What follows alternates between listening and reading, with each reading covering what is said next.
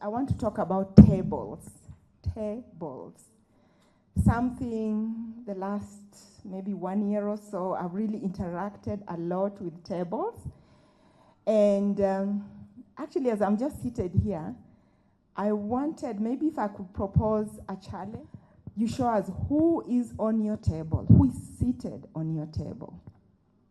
Caroline has really spoken about friendships, and I really want to delve more deeper into the friendships and you really getting to know who your friends are. But when I talk about tables, there's 3 levels of tables. You can have a seat at the table. This is what women have fought all the time. We want to be represented. And when you talk about a seat at the table, it means so that either you are seated at the table or there's someone representing you. Like women, we do have a representative on the table where decisions are being made in whatever forum.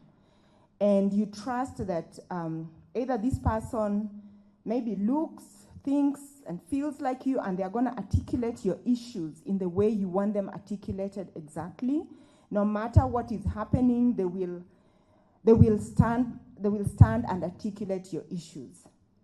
And then sometimes they're there and they're not articulating your issues. That's a completely different something. That's what I'll not be talking about today, but that's about my friend here, Farah. Thank you for accepting to come. She's in corporate board advisory, and we have fought so much as women to be in the seat where decisions are being made. So that is another table. But even still talking about tables, we are talking about where are you sitting on that table. I'm sure all of us know that where you're sitting on the table has different meanings. So for example, the person who will sit at the head of the table is the person who has the most decision in terms of most power in making the decision. Okay? Is the most authoritative person. They sit at the head of the table. And then you'll find the second most important people will sit on the side of the most influential person in terms of the most powerful person in the room. Then there is the other side of the table. That is reserved for the person who has maybe an opposing view or who has an agenda, and they need to be seen and heard by the person who actually makes the decision. And then obviously you'll have the debaters who are sitting on the sides, and maybe they're opposing or proposing. So you need to catch the eye of everyone. It's very important when you're in that room where you're sitting and the position. So that's not what I'm talking about today. But it's just good to know. Just as a reminder, just something good to know.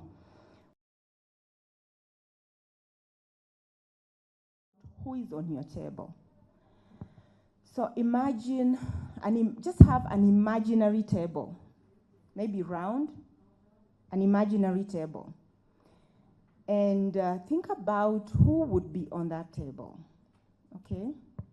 Whether it's your sisters, maybe they're alive or not alive, or just who would generally be on that table. And maybe you have an issue and you want to deal with that issue. Who would you have on that table? Yeah, who would you have on that table? And it would be really, really interesting to think about, as I was preparing to come and talk about this, I was speaking to my husband and told me that in his family, somehow they live really, really long. Yeah, we just buried his mother who was like 98 years old. And he tells me that of his 4 grandparents, he would actually invite his paternal grandparent, because he's the only one who actually would look at him and talk to him like an adult. So his opinion really mattered. So that means he would actually have a place on that table.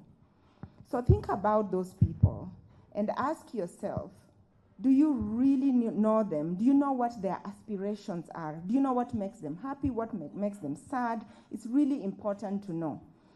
And there was this story of this guy who was in his attic, just checking, this story I read somewhere, so it's not an original story, but it made me really think about that.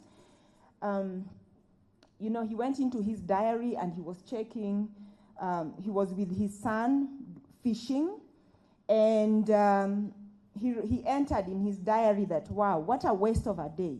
We went to fish and we didn't even catch a fish.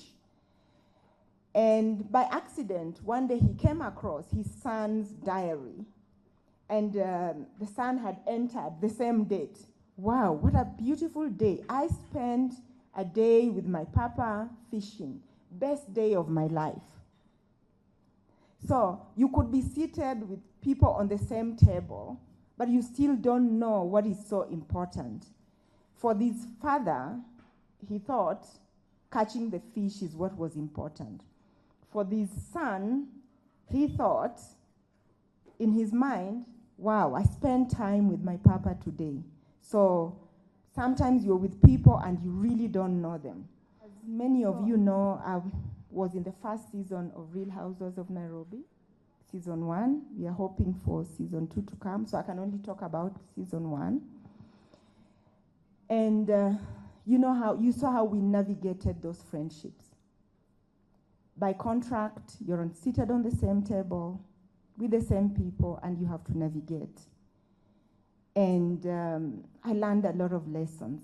But also just personally, as an individual, I feel so that God has been doing work in my life, just regarding relationships and friendships, and I'm going to share that today. And for some reason, tables have become really, really important. And so I want to give an example of chess, a game of chess. Who knows how to play chess? But you've heard of the game, right? It's about checkmate, moving things here and there, and the winner. And so we have the grandmasters who know, what they are doing. And did you know that now there's an AI that has been developed to actually study how games are played? And one of the things the AI has... So the AI has actually discovered how to play the game. And what was found is that when the grandmasters, when they are playing chess, they usually know 15 moves ahead. Like they plan really ahead. Like the human grandmasters. So what this chess AI did was to study how these people win. And imagine the conclusion that came. The grandmasters themselves never make positioning mistakes. It means how you position on the chessboard all the trinkets of playing, yeah? You never make a mistake of that. 15 moves ahead. So that means so that it got me thinking, and I've been thinking a lot, believe me, a lot, about friendships.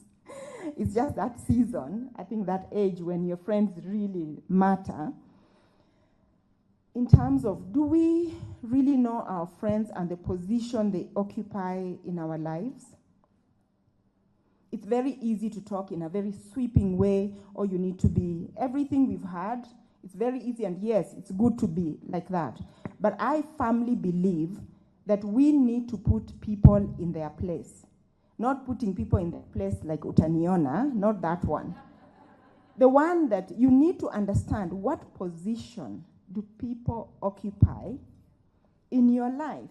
Really, really important. Because God himself invented relationships. And we are here for a purpose.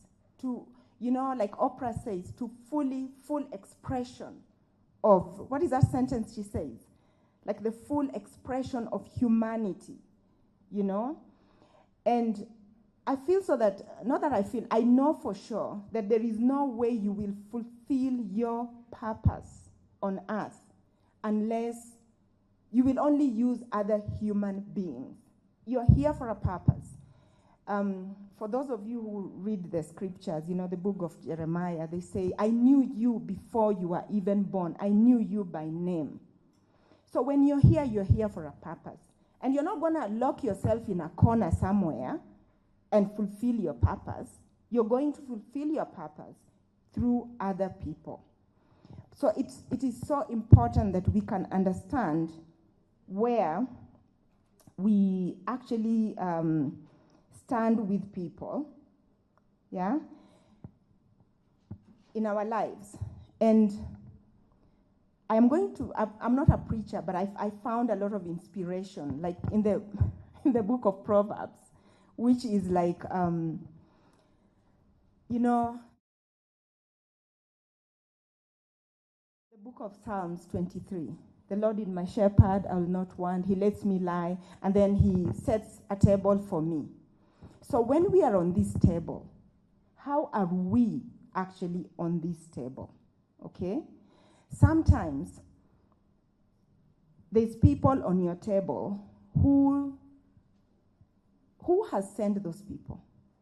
You need to ask yourself, who has sent them? Is it God, or is it even the devil can send? Satan can send people in your life. And we see it a lot with the great people like King David, Solomon. We see a lot of that. And the Bible has a lot to teach us on that. So therefore, we need to exercise relationship intelligence. I know we talk about emotional intelligence, which is really important, but are we really intelligent about our relationships? So for example,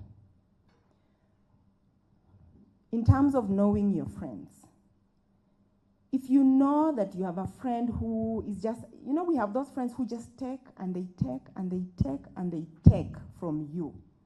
Why would you give, more than you can afford to lose? It's about knowing. This is who they are. It's about knowing your friends and understanding them. Once you know them, you understand them. That's who she is. So I will not give more than this because I will not get more than that. So once we understand that position, for those of us in marketing, we understand what brand positioning is, right? You know what brand positioning is. Yes, we also need to position our friends so that we don't have friendships that are just breaking. Because what happens is that especially women friendships, we tend to generalize, and then we start judging people, giving them names, and those friendships break. And we are just not able to deal with them. The moment you learn how to position your friendships, and also in terms of that relationship intelligence, it will really work. So, and why do I say this? I want to use the Last Supper. The Last Supper.